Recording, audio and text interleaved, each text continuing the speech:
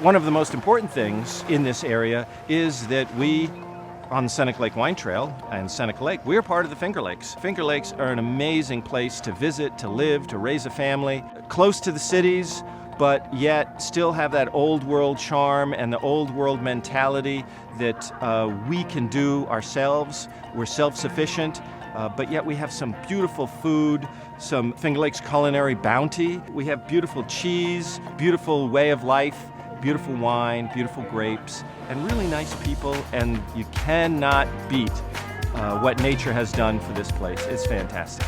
The Seneca Lake Wine Trail is an awesome organization because it really bands us together as a community. And one thing that we see here in the Finger Lakes that really sets us apart from any other wine region in the country is the camaraderie that we have here, that we really work together. All of the winery owners on the Seneca Lake Wine Trail started as farmers, and I think that that's where that camaraderie comes from, is that we were all growing grapes for kind of the same establishment way back in the day, and so they were already all collaborating at that time. So when we were able to begin our own production facilities, that camaraderie, that friendship, and that collaboration just carried through from the farming days. My winery. Basically, it's Anthony Road Wine Company. We are on Anthony Road. We're very clever in naming things.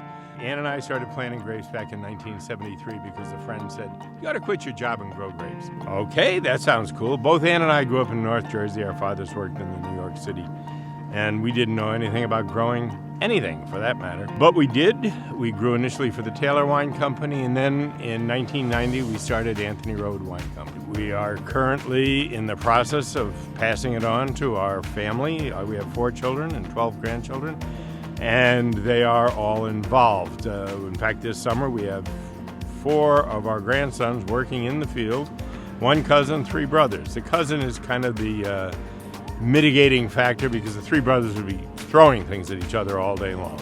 And so this way we get some work out of them. And you know, I don't expect, or we don't expect them, and we didn't expect our children to get involved. But basically, you know, I want them to understand what work is, and they're not driving around tractors, they're walking the rows, they're pulling leaves, they're moving wires, and they're doing a good job, and they seem to be happy enough about it. Well, the Seneca Lake Wine Trail for us, we're kind of proud because I think we joined immediately when it was formed. So for us, it means a variety of things. It means community cooperation between the wineries, which has been very important in the region.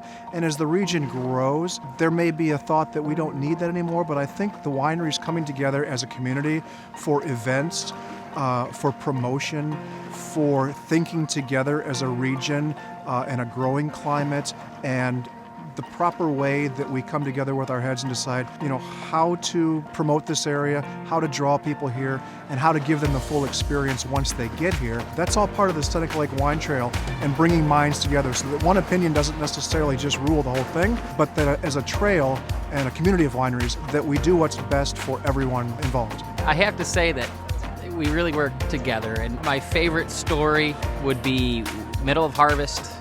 The owner all of a sudden heads off with a forklift, driving up the road, leaving the vineyard, and we called him and he said, "Well, I got to go help another winery because their forklift just broke and they have a trailer of grapes that they need to unload." And just to think that he would sacrifice, you know, his own time and possibly his own crop to go help out a neighbor is pretty incredible. And I've seen that throughout the industry for multiple businesses that I've worked for. What makes making red wine special at Ventosa is we're practicing a lot of fruit thinning and going through our vineyard and really manicuring it down to a point where we're getting higher sugar levels so we can ripen all of our fruit just like a warmer climate can, even if we have some of the highly variable winters that the Finger Lakes sometimes has. But we found a few varieties to be especially great at Ventosa, especially Cabernet Franc, and our Lemberger, or Blaufränkisch, has done really great. We won the Governor's Cup last year for that vintage, and we've decided to keep coming out with more because it's a great cold hardy variety that the rest of the world hasn't seen yet. Moving into the future, we're competing worldwide. We've got an area that's not the least expensive to grow grapes and produce wine, and we keep working on that too. It's going to become more and more difficult, but I think in terms of demographics, in terms of possibility of global warming, shutting out some of the hotter areas, I think we probably have a strong future because I think things will just get better here.